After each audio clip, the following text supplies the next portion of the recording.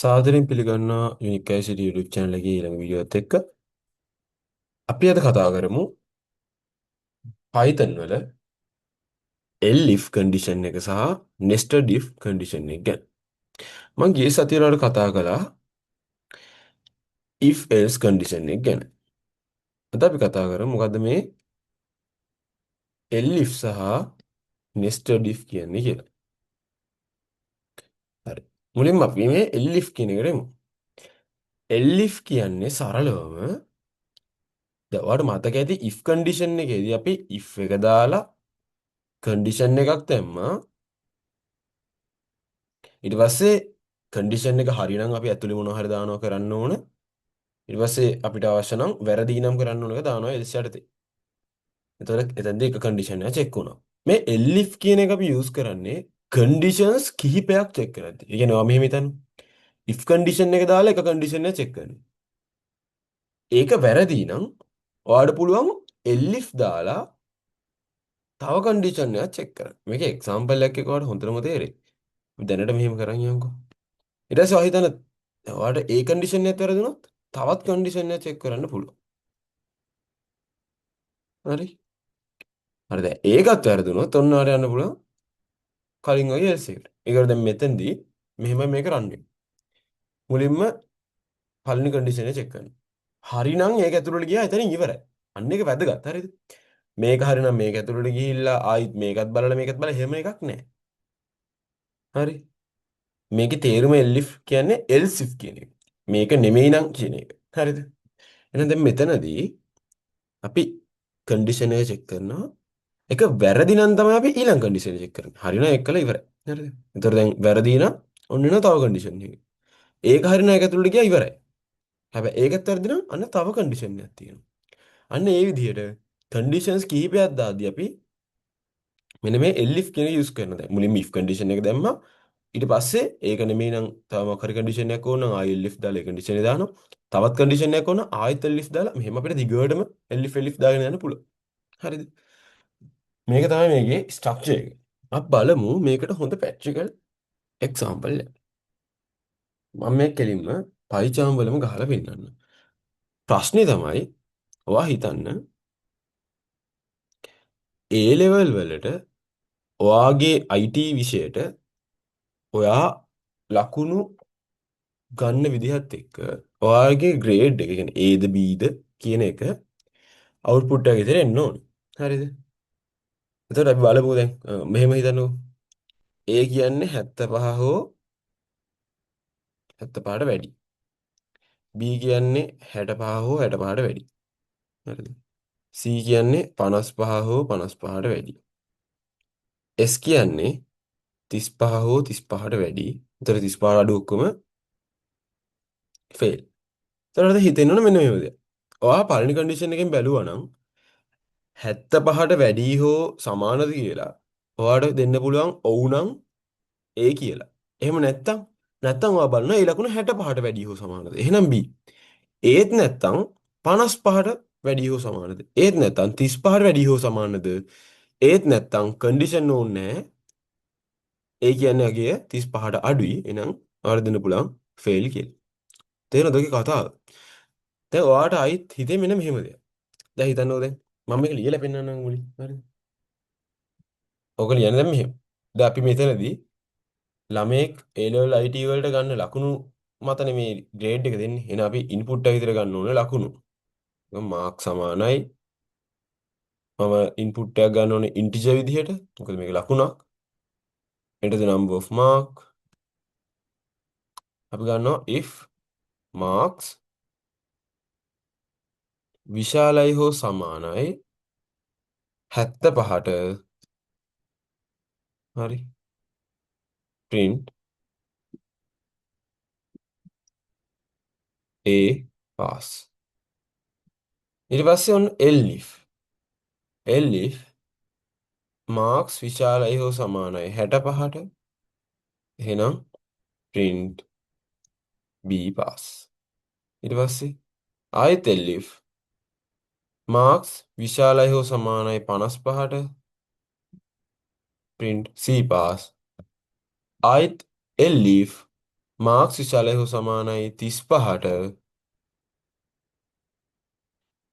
print ස්පාස් අන්න දැන් else මොකද ආයෙත් චෙක් කරන්න දෙයක් නැහැ else print fpass දැන් බලන්න මේක තේරුම් මාක්ස් 75ට වැඩි නම් මේක ඇතුළට යනවා හරිද හැබැයි 75ට වැඩි නම් මේක ඇතුළට ගියා නම් එතනින් කතන්දරේ ඉවරයි ආයි මේව චෙක් වෙන්නේ නැහැ දැන් ඔයා කෙනෙක්ට හිතන්න පුළුවන් මෙහෙම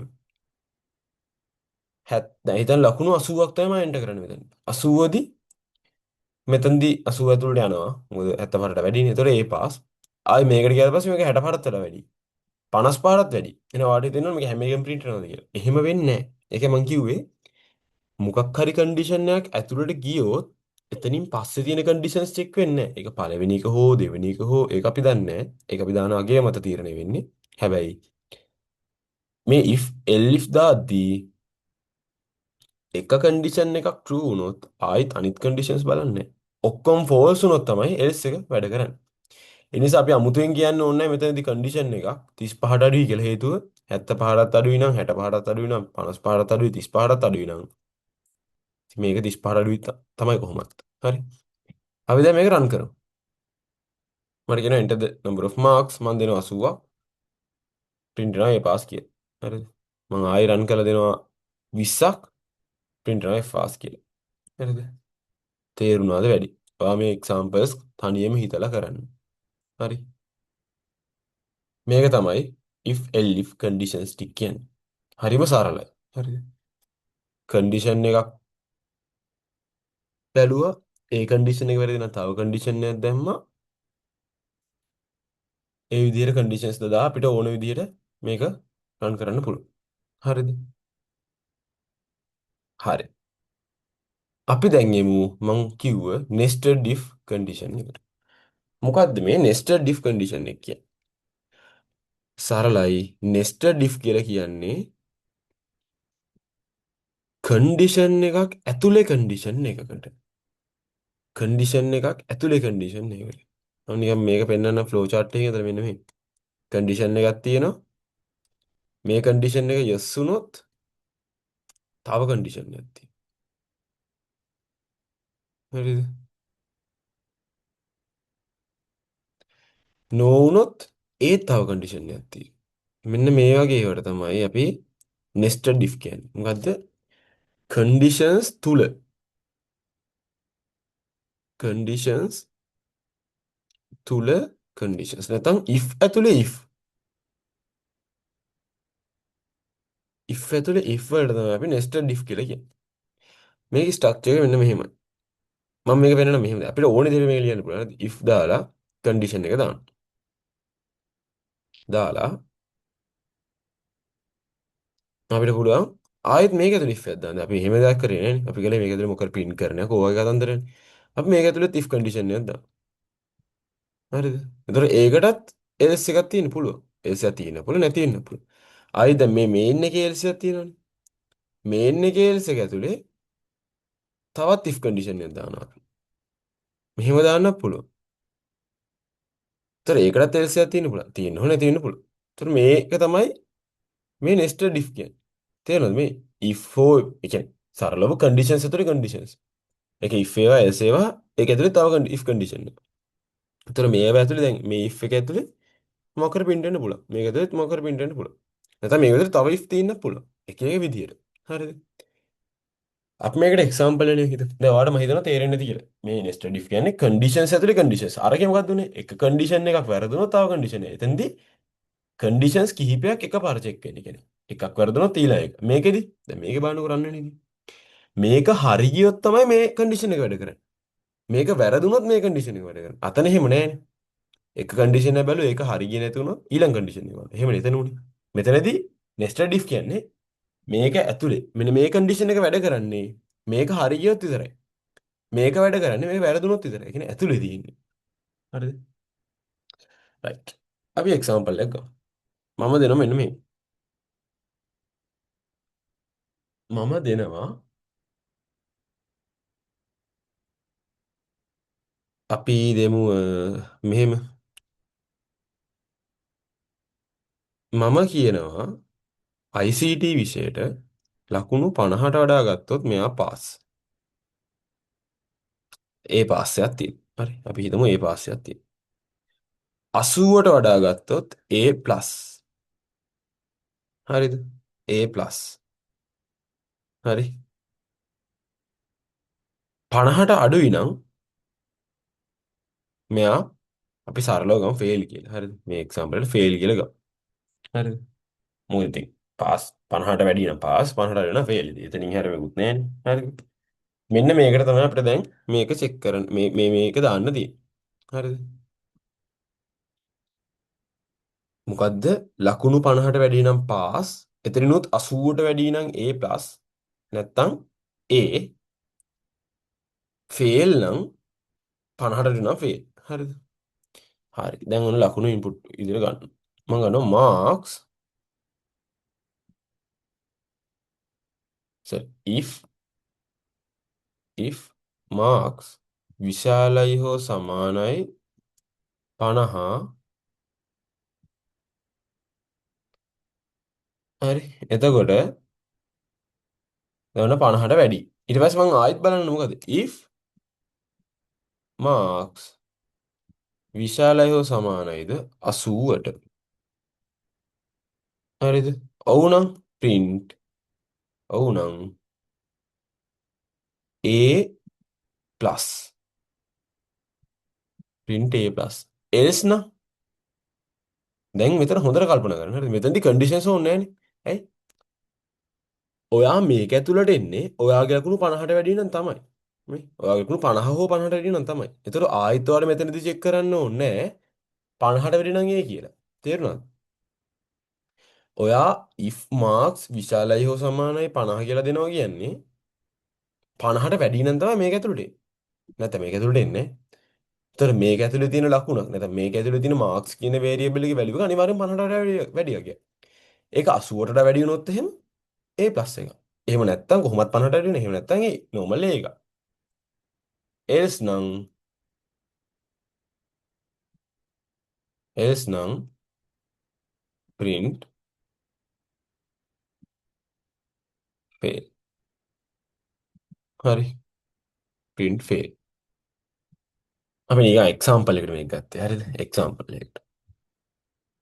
අපි නිකන් මේක ඒ නැතුව මේක පාස් කියලා ගමුකෝ. හරිද? 50ට වැඩි නම් පාස්, 50ට අඩු නම් fail, 80ට වැඩි නම් A+. දැන් මේක රන් කරමු.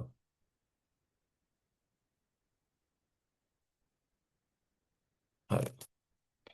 මම දෙනවා 70ක්. අනවා පාස්. මම දෙනවා 81ක්. අන්න ඔයාට A+ එකක් තියෙනවා. මම දෙනවා 30ක්. අන්න ඔයා fail. දැක්කද කතාව? එතකොට මෙතනදී මෙයා ඇතුළට ගියේ 50ට වැඩිනවා. ඊට පස්සේ ඔයා ඒක ඇතුලින් හොයනවා 80ටද කියලා. දැන් මේ Python codes මේ එක්කෙනෙක් කරන විදිහම වෙන්න ඕනේ නැහැ. හරිද? දැන් මේකම අපිට කරන්න පුළුවන්. මෙහෙම if marks විශාලයි හෝ සමානයි 80 print A+. හරි. ඊට පස්සේ elif marks විශාලයි හෝ සමානයි 50ට එහෙනම් ඔයා print කරනවා pass.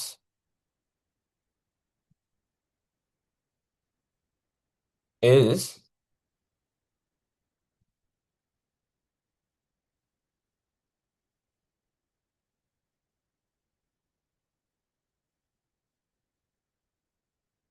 fail. දැනුත් වැඩි හරිනේ. ඇයි? 80ට වැඩි හෝ සමාන නම් A+ කියලා යනවා. එතකොට මෙතනින් පහළට එන්නේ 80 අඩුයි නෑනේ. ඒ එනාගේ 50ට වැඩි නම් පාස්. else කියන්නේ 50ටත් අඩුයි කියන එකට. එන ඉතින් ෆේල්. හරි. අර කතන්දරේමයි මෙතනදි තරබන්ද 79 ගැහුවොත් එහෙම පාස්. 80 ගැහුවොත් A+. එක ගැහුවොත් ෆේල්.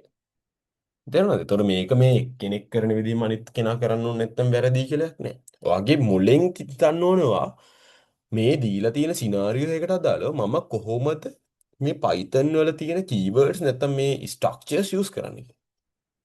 එක nested if වෙන්න පුළුවන්, elif වෙන්න පුළුවන්.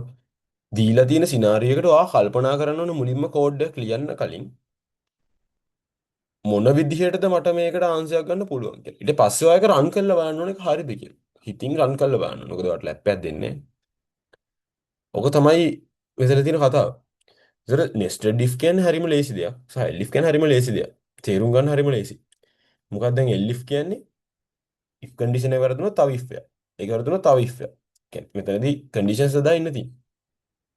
හැබැයි nested if කියන්නේ if එකක් ඇතුළේ if එකක්. එතකොට එතනදී පළවෙනි if එක ඇතුළේ තව if එකක් තියෙනවා නම් පළවෙනි if එක හරි ගියොත් තමයි දෙවෙනි if එක රන් වෙන්නේ. නැත්නම් රන් වෙන්නේ නැහැ.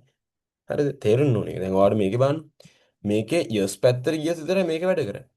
හරි. නැතුව ඒක වැඩ කරන්නේ නැහැ. elif වල එහෙම එකක් තිබ්බේ නැහැ. if එක වැඩ කරේ නැතොත් තමයි ඒක වැඩ කරේ. හරිද?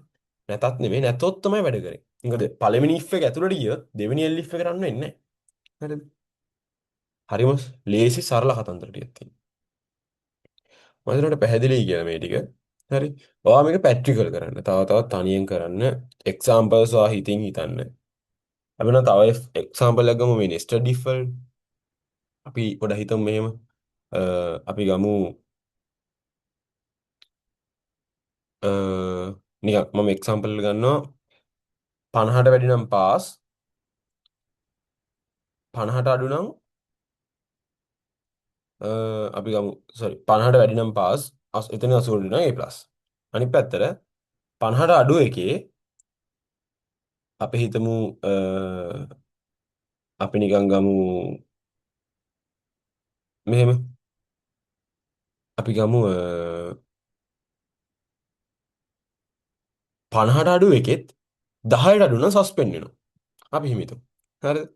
ඔන්න marks if marks වැඩි නම් 50ට හරි අවුලක් නැහැ.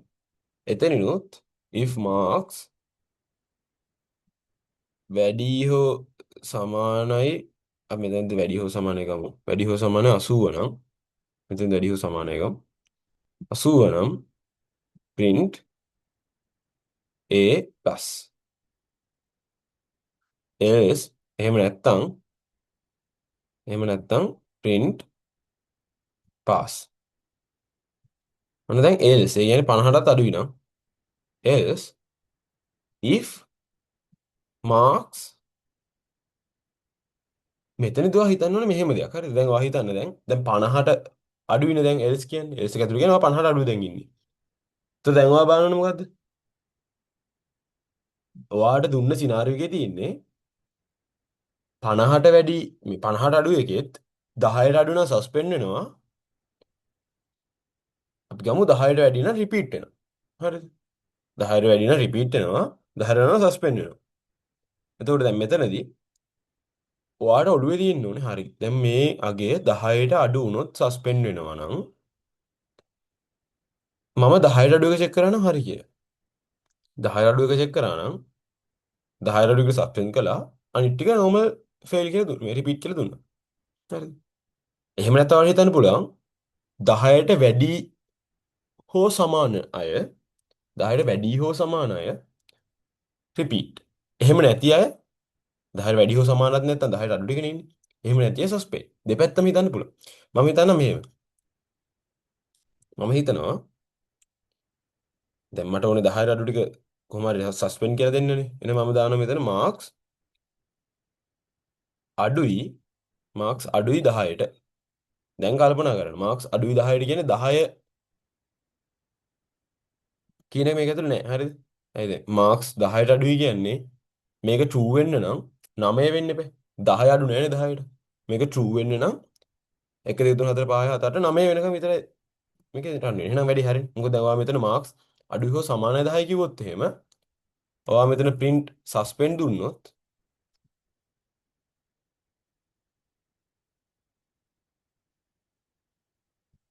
ඔයා මෙතන print suspend දුන්නොත්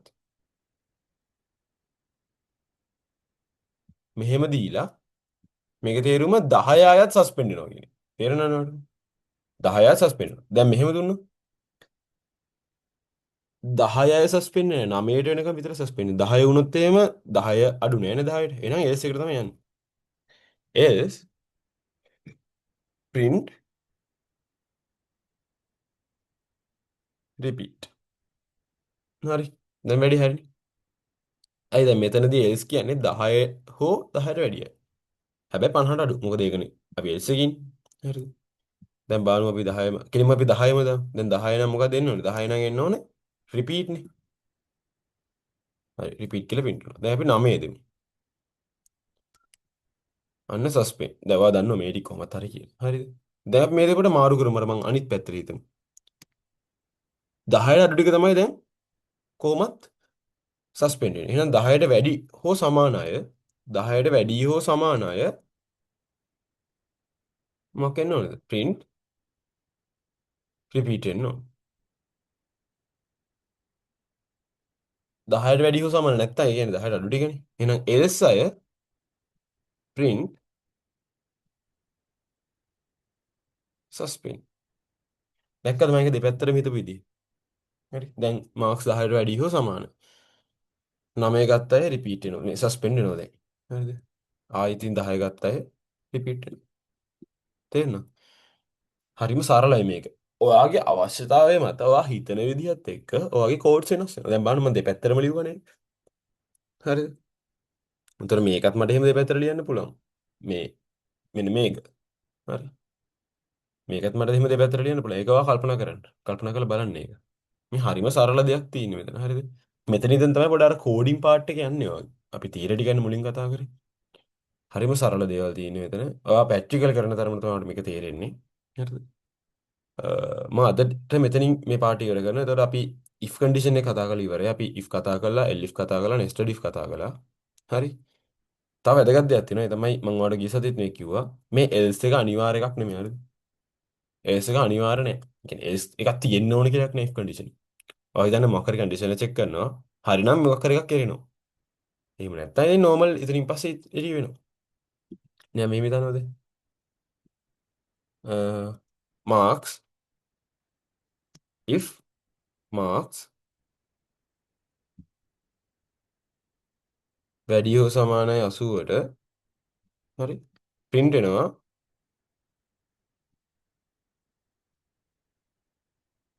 you are good boy.